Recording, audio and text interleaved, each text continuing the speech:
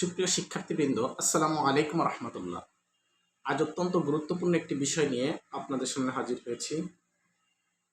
আমরা যারা ষষ্ঠ গণবিজ্ঞপ্তিতে আবেদন করতে যাচ্ছি, আবেদন করার সময় আমাদের কিছু ভুল হয়ে যাচ্ছে, যে ভুলের কারণে আমাদের চাকরিটা নাও হতে পারে। ভুলের ক্ষেত্রে দুই ধরনের ভুল হয়, একটি হচ্ছে সাধারণ ভুল আর একটা হচ্ছে মারাত্মক ভুল। সাধারণ ভুলগুলো সাধারণত আপনার চাকরির ক্ষেত্রে কোনো ধরনের প্রভাব ফেলবে না, কিন্তু মারাত্মক যে সমস্ত ভুল হয়ে যাচ্ছে সেই ভুলের কারণে হয়তো বা আপনার চাকরিটি নাও হতে পারে। তো আসুন আজকে জেনে রাখি কি কি ধরনের ভুল হলে আপনার চাকরি হবে না, সেক্ষেত্রে আপনাকে কি কি ধরনের সাবধানতা অবলম্বন করতে হবে সে বিষয় সম্পর্কে আজকে বিস্তারিত থাকবে। যারা নতুন আছেন চ্যানেলটি সাবস্ক্রাইব করে আমাদের সাথে থাকবে। আসেন, ভুলের ক্ষেত্রে আমরা কি কি ধরনের ভুল করতেছি। প্রথমত হচ্ছে যখন আমরা ষষ্ঠ গণবিজ্ঞপ্তিতে আবেদন করব, সেখানে যে প্রতিষ্ঠান নির্বাচন করব 40টি প্রতিষ্ঠান, অনেকে এই প্রতিষ্ঠান নির্বাচন করার সময় ইন নাম্বার না মিলিয়ে আমরা প্রতিষ্ঠান নির্বাচন করে থাকি, অর্থাৎ শুধু নাম দেখে প্রতিষ্ঠান নির্বাচন করি। অনেক ক্ষেত্রে প্রতিষ্ঠানের নাম একই হতে পারে কিন্তু ইন নাম্বার আলাদা, অর্থাৎ ভুল ইন নাম্বার দিলে আপনার ভুল প্রতিষ্ঠান চয়েস হবে। সেক্ষেত্রে আপনাকে অবশ্যই ইন নাম্বার মিলিয়ে নিতে হবে। ইন নাম্বার না মিলিয়ে আপনি কখনো প্রতিষ্ঠান চয়েস দিবেন। এক্ষেত্রে আপনার সমাধান হচ্ছে কি? সমাধান হচ্ছে আপনি ইন নাম্বার মিলাবেন এবং আপনার প্রতিষ্ঠানের নাম মিলাবেন। দুটি মিলিয়ে যখন এক থাকবে তখন আপনি এটা কনফার্ম করবেন। 2 নাম্বার হচ্ছে যে বিষয়টি আপনাদেরকে লক্ষ্য রাখতে হবে, যে আপনি যে প্রতিষ্ঠানে আবেদন করতে যাচ্ছেন ওই প্রতিষ্ঠানে এমপিও সংক্রান্ত কোনো মামলা আছে কিনা, 1। 2 নম্বরে আপনি ওই প্রতিষ্ঠানে যে সাবজেক্টে শিক্ষক হতে যাচ্ছেন ওই সাবজেক্ট বা ওই পদে কোনো মামলা বা আইনি জটিলতা আছে কিনা। এনটিআরসি কর্তৃপক্ষ কিন্তু সরাসরি বলে দিয়েছে যে যাদের এরকম মামলা বা আইনি জটিলতা রয়েছে এক্ষেত্রে এনটিআরসি কর্তৃপক্ষ কোনো ধরনের দায়িত্ব নিবে না। এ দায়িত্ব একান্তই আপনার নিজস্বভাবে খোঁজ খবর নিয়ে আপনাকে এখানে কি করতে হবে? আবেদন করতে হবে। সেক্ষেত্রে আপনি কিভাবে খোঁজ পাবেন? ওয়েবসাইটের মাধ্যমে ইন নাম্বার দিয়ে আপনি প্রতিষ্ঠানের খোঁজ পাবেন, কিংবা ফেসবুকের মাধ্যমে, কিংবা প্রতিষ্ঠানের শিক্ষক কর্মচারী বা প্রধান শিক্ষকের কাছ থেকে আপনি এই ধরনের তথ্যগুলো পেতে পারেন। 3 নম্বরে যে পয়েন্টটা বলবো সেটা হচ্ছে ভুল তথ্য দিয়ে কেউ আবেদন করবেন না। ভুল তথ্য কি? দেখা যাচ্ছে আপনি যখন আবেদন করতেছেন তখন আপনার নামটা ভুল দিচ্ছেন, জন্ম তারিখটা ভুল যাচ্ছে, এনআইডি নাম্বার ভুল হচ্ছে, এছাড়াও যে শিক্ষাগত যে যোগ্যতার সনদপত্র আছে এই সনদপত্র আপনি অনেক সময় ভুল দিচ্ছেন। সেক্ষেত্রে কিন্তু আপনার চাকরিটা হবে না। এক্ষেত্রে আপনাকে অবশ্যই এই নিজের বায়োডাটা ইনফরমেশনগুলো 100-এ 100 দিতে হবে, এবং যখন চূড়ান্তভাবে সাবমিট করবেন এই সাবমিটের পূর্বে অবশ্যই আপনি এগুলো মিলিয়ে নেবেন।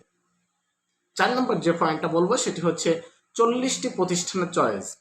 অনেকে গত 2 দিন যাবৎ সব থেকে বেশি মেসেজ আসছে যে স্যার আমি চাচ্ছি 10 থেকে 15টা মানে প্রতিষ্ঠান চয়েস দিতে, আমি চাচ্ছি 20টা প্রতিষ্ঠান চয়েস দিতে। এক্ষেত্রে আমার পরামর্শ হচ্ছে কম চয়েস কম সম্ভাবনা, বেশি চয়েস বেশি সম্ভাবনা। অর্থাৎ 40টি প্রতিষ্ঠানের চয়েস দেওয়ার আপনার সুযোগ আছে। আপনার যদি চাকরিটা একান্তই প্রয়োজন হয় অবশ্যই 40টি প্রতিষ্ঠান চয়েস দেবেন। আর যাদের নাম্বার বেশি, অনেকে ফোন করে বলে স্যার আমার তো নাম্বার বেশি, আমার বাড়ির পাশে যে প্রতিষ্ঠান আছে ওটা হয়ে যাবে, ওয়েলকাম। কিন্তু যদি মনে করেন মিস হয়ে যায় তাহলে কিন্তু আপনার চাকরিটা হবে না। এক্ষেত্রে অবশ্যই আপনাকে যাচাই বাছাই করে আপনার মেরিট মানে নিজের পজিশন অনুযায়ী, অর্থাৎ আপনি কত নাম্বার পেয়েছেন সেই অনুযায়ী আপনাকে প্রতিষ্ঠান চয়েস দিতে হবে। অর্থাৎ 40টা প্রতিষ্ঠানের কথা এখানে বলা হয়েছে, আপনাদের উচিত হবে 40টি প্রতিষ্ঠানটা দেওয়া। অনেকে বলছে স্যার আমার দূরে হলে আমি চাকরি করব না। আরে ভাই, আপনি আপনার কেরিয়ারে আগে একটা বায়োডাটা যুক্ত করেন যে আমি একটা চাকরি পেয়েছি, আমি করিনি। এই চাকরিটা পাওয়াটাই হচ্ছে এখন আপনার মেইন। এরপর আপনি করবেন কি করবেন না সেটা হচ্ছে পরবর্তী সিদ্ধান্ত, কিন্তু আপনি আবেদন করেন ভাই, আপনার আগে একটা চাকরি হোক। এটা আপনার পরবর্তীতে কেরিয়ারের একটা বায়োডাটা থাকবে যে আমার লাইফে আমি এই চাকরিটা পেয়েছিলাম। এক্ষেত্রে আমার মানে মেইন যে কথাটা হচ্ছে আপনি 40টি প্রতিষ্ঠানে আবেদনের ক্ষেত্রে অবশ্যই 40টি প্রতিষ্ঠান চয়েস দিন। আপনি দূরে হলে আপনার করার প্রয়োজন নেই যে স্যার আমার 12,500 টাকার বেতনের আমি কেন এই রংপুর থেকে ওই বরিশালে যাব হচ্ছে আমি চাকরি করতে। এরকম অনেকের প্রশ্ন থাকে। সেক্ষেত্রে আমার কথা হচ্ছে, ভাই আপনার যদি চাকরি করতে নাও ইচ্ছা হয় তাও আপনি আবেদন করেন। কেন? কারণ আপনার এটা একটা কেরিয়ারের বায়োডাটা যুক্ত হলো, আপনি ভবিষ্যতে গল্প দিতে পারবেন। এরপরে আছে কি, তাহলে সমাধানটা হচ্ছে অবশ্যই আমাকে 40টা প্রতিষ্ঠান বেছে বেছে চয়েস দিতে হবে। 5 নম্বর যে পয়েন্টটা বলবো সেটা হচ্ছে নারী প্রার্থীদের নিরাপত্তা ও পরিবেশের বিষয় বিবেচনা করা। আমাদের দেশে বিশেষ করে নারীরা শিক্ষকতার পেশাটাকে সব থেকে বেশি ভালোভাবে গ্রহণ করে, কিন্তু দেখা যাচ্ছে এমনও পরিবেশ আছে যেখানে নারীদের আসলে শিক্ষকতা করার মতো পরিবেশ নেই। সার্বক্ষণিক তারা নিরাপত্তার হীনতায় ভুগতে থাকে। এজন্য যারা নারীরা আছেন তারা অবশ্যই প্রতিষ্ঠান চয়েসের ক্ষেত্রে দেখবেন এখানে নারীদের নিরাপত্তার বিষয়ে কতটুকু নিশ্চিত রয়েছে এবং এখানের পরিবেশটা কেমন। নারীরা কিন্তু চাইলেই সব পরিবেশে নিজেদেরকে মানিয়ে নিতে চলতে পারে না। এক্ষেত্রে অবশ্যই পরিবেশটা সুন্দর হওয়া লাগবে, যেন হ্যারাসমেন্টের শিকার না হতে হয়, কিংবা এমন কোনো উদ্ভট বা এমন কোনো অজপড়া গ্রামে যাওয়া উচিত নয় যেখানে আপনি নিজের ব্যক্তিত্ব নিয়ে নিরাপত্তাহীনতায় ভুগবেন। এজন্য অবশ্যই আপনার যে প্রতিষ্ঠানটি হবে সেই প্রতিষ্ঠানটি নারীবান্ধব হতে হবে এবং পরিচিত এলাকা হতে হবে, এবং সেখানে সব থেকে ভালো হয় মহিলা কলেজ স্কুল হলে আপনাদের জন্য সব থেকে বেটার হবে। এর পরবর্তী যেটা সেটা হচ্ছে ইন নাম্বার না মিলিয়ে শুধু নাম দেখে চয়েস দেওয়া। অনেকে প্রতিষ্ঠান দেখে শুধু শুধু সরাসরি চয়েস দিয়ে দিচ্ছেন, এটা অনেকেই ভুল করতেছেন। মনে রাখবেন একই নামে একাধিক প্রতিষ্ঠান থাকতে পারে বাংলাদেশের যে কোনো প্রান্তে। অবশ্যই আপনাকে ইন নাম্বার মিলিয়ে মিলিয়ে আপনাকে দেখতে হবে। শুধু ইন নাম্বার মিলিয়ে দেখলে হবে না, ইন নাম্বার মিলাবেন, চয়েস লিস্ট মিলাবেন অর্থাৎ প্রতিষ্ঠানের নাম, এরপরে দেখবেন আসলে কি ওই প্রতিষ্ঠানে ওই পদটা শূন্য আছে কিনা। অনেকে প্রতিষ্ঠান দেখলে সরাসরি ডিরেক্টলি এভাবে আপনি চয়েস দিয়ে দিচ্ছেন, কিন্তু আসলে ওই নামে আর একটা প্রতিষ্ঠান আছে, কিন্তু ওই প্রতিষ্ঠানে আপনাকে অন্য আর একটা পদ ফাঁকা আছে, সেক্ষেত্রে আপনার পদে কিন্তু দেখা যাচ্ছে ওইখানে চাকরি হবে না। ফলে আপনার এই প্রতিষ্ঠানটা একটা শুধুমাত্র নামে মাত্র প্রতিষ্ঠান চয়েস দেওয়া হবে। এক্ষেত্রে অবশ্যই সতর্কতা অবলম্বন করবেন। 7 নম্বর যে পয়েন্টটা বলবো সেটা হচ্ছে আমরা অনেকেই অন্ধভাবে নকল করে থাকি, অন্ধভাবে চয়েস দিয়ে থাকি। সেটা কিভাবে? আমার বন্ধু অমুক প্রতিষ্ঠানে চয়েস দিয়েছে, তাহলে আমাকেও অমুক প্রতিষ্ঠানে চয়েস দিতে হবে, কিংবা আমার বাড়ির পাশে অমুক এই কাজটা করেছে, আমাকেও এই কাজটা করতে হবে। এরকম অনেকে অন্ধভাবে আমরা করে থাকি। দয়া করে কেউ এই অন্ধ আনুগত্য বা অন্ধ ভালোবাসা বাসবেন না। মানুষ মানে কথা আছে না, লাভ ইজ ব্লাইন্ড, ভালোবাসা মানুষকে অন্ধ করে দেয়। বন্ধুকে ভালোবাসি, বন্ধু যা করেছে আমিও তাই করেছি, এটা করা যাবে না। আপনাকে বাস্তবতায় থাকতে হবে। বন্ধুর নাম্বার অনুযায়ী বন্ধু করেছে, আপনি আপনার নাম্বার অনুযায়ী চয়েস লিস্ট তৈরি করবেন। এক্ষেত্রে নিজের একা নিজের বিষয় শূন্যপদ এবং পরিবারের পরামর্শ নিয়ে বুঝে শুনে সিদ্ধান্ত গ্রহণ করবেন। এরপরে হচ্ছে বিষয় ভিত্তিক পদ মিল না থাকা, অর্থাৎ আপনি যে পদে আবেদন করতে চাচ্ছেন কিন্তু যে প্রতিষ্ঠানটা চয়েস দিচ্ছেন ওই প্রতিষ্ঠানে আপনার পদের সাথে প্রতিষ্ঠানের মিল নেই। প্রতিষ্ঠান চাচ্ছে অন্য পদ আর আপনি চয়েস দিচ্ছেন আর এক পদের হয়ে ওই প্রতিষ্ঠানে চয়েস, সেক্ষেত্রে আপনার চাকরি কিন্তু হবে না বা ওই প্রতিষ্ঠান আপনার জন্য বিবেচিত হবে না। অবশ্যই আপনাকে এক্ষেত্রে সমাধান হচ্ছে চয়েস দেওয়ার আগে প্রতিষ্ঠানে ওই শূন্য পদ আছে কিনা সে বিষয়ে খোঁজ খবর নেওয়া। এরপরে 9 নাম্বার হচ্ছে বাস্তবতার সাথে মিল না রাখা। সেটা হচ্ছে কি, যে এমন প্রতিষ্ঠান আছে যে প্রতিষ্ঠানে আপনার যাতায়াতের ব্যবস্থা নেই, এরপরে আপনার বাসস্থানের ব্যবস্থা নেই। মানে আপনি মনে করেন চট্টগ্রামে থাকেন, এখন আপনার যে প্রতিষ্ঠান এই প্রতিষ্ঠান অনুযায়ী মনে করেন কক্সবাজার থেকে এসে আপনার পঞ্চগড়ে চাকরি হচ্ছে, সেক্ষেত্রে এমন একটা এলাকায় ধরেন চাকরি হচ্ছে যে এলাকায় আপনার বাসা ভাড়া পাওয়া যায় না, থাকার ব্যবস্থা নেই, এরপরে আপনার সেখানে যাতায়াতের ব্যবস্থা নেই, প্রতিষ্ঠানে যাবেন। আমার দেখা একজন শিক্ষক আছে, বাড়ি নীলফামারী, সে বাগেরহাটে একটা প্রতিষ্ঠানে চাকরি করে সহকারী শিক্ষক হিসেবে ইংরেজির, 12,500 টাকা তার বেতন। সেই শিক্ষক সে যে গ্রামে থেকে শিক্ষকতা করে একটা মাদ্রাসায়, তো ওই এলাকায় বাসা ভাড়া পাওয়া যায়। ওই শিক্ষক রাতের বেলা প্রতিষ্ঠানের বেঞ্চগুলো একত্রিত করে ওই বেঞ্চের উপর রাত কাটায়, আর সকালে একটা বাসায় খায়, দুপুরে আর একটা বাসায় খায়, রাতে আর একটা বাসায় খায়। এই 3 বাসায় 3টা টিউশনি করে, রাতে 3 ভাবে তার খাওয়া দাওয়ার ব্যবস্থা। আর রাতে ঘুমায় হচ্ছে প্রতিষ্ঠানের বেঞ্চের উপর। এখন সে শিক্ষককে বললাম আপনি ফ্যামিলি নিয়ে আসেন।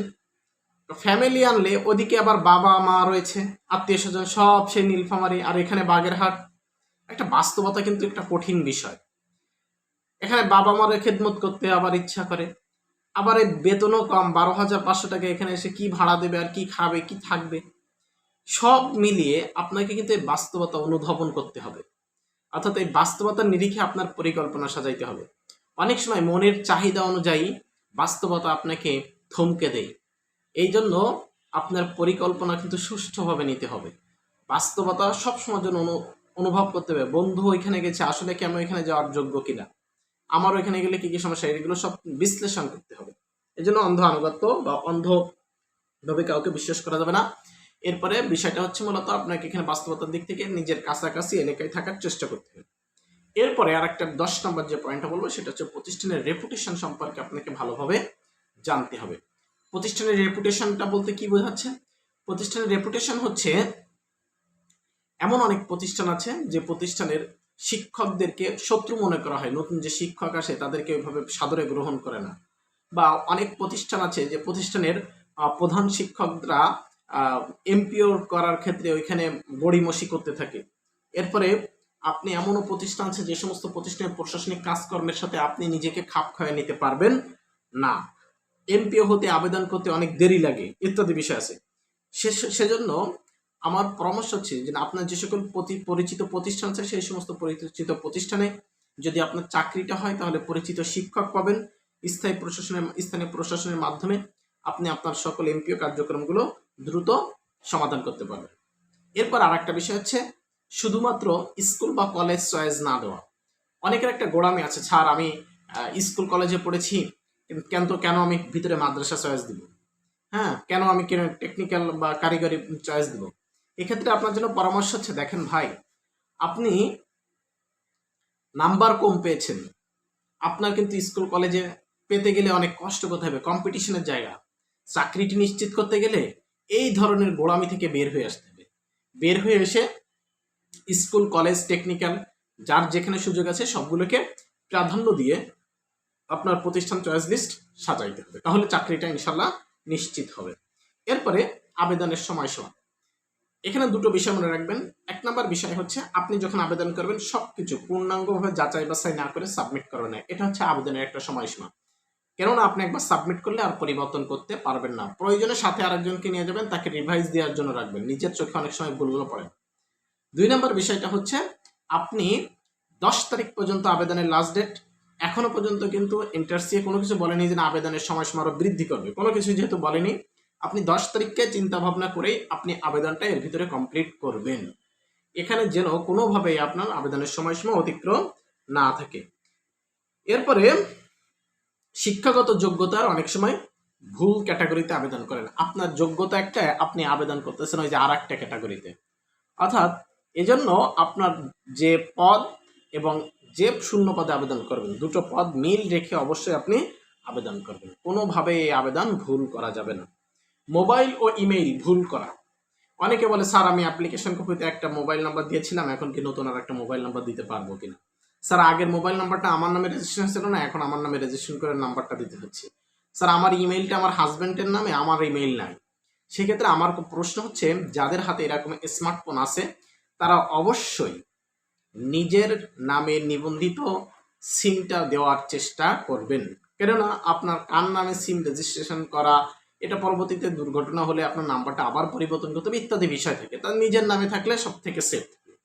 আর যেহেতু আপনার হাতে একটা স্মার্টফোন আছে, অবশ্যই আপনার একটা মেইল নাম্বার আছে। আর এই আধুনিক যুগে ইমেইল নাই, এটা আসলে অকল্পনীয় একটা বিষয়। আরেকটা বিষয় হচ্ছে ইমেইলের মাধ্যমে আপনি এনটিআরসি এর বা মাধ্যমিক শিক্ষা অধিদপ্তরের সকল তথ্যগুলো, অনেক সময় বিভিন্ন তথ্য, ইমার্জেন্সি তথ্যগুলো আপনার ইমেইলের মাধ্যমে আপনি পেতে পারবেন।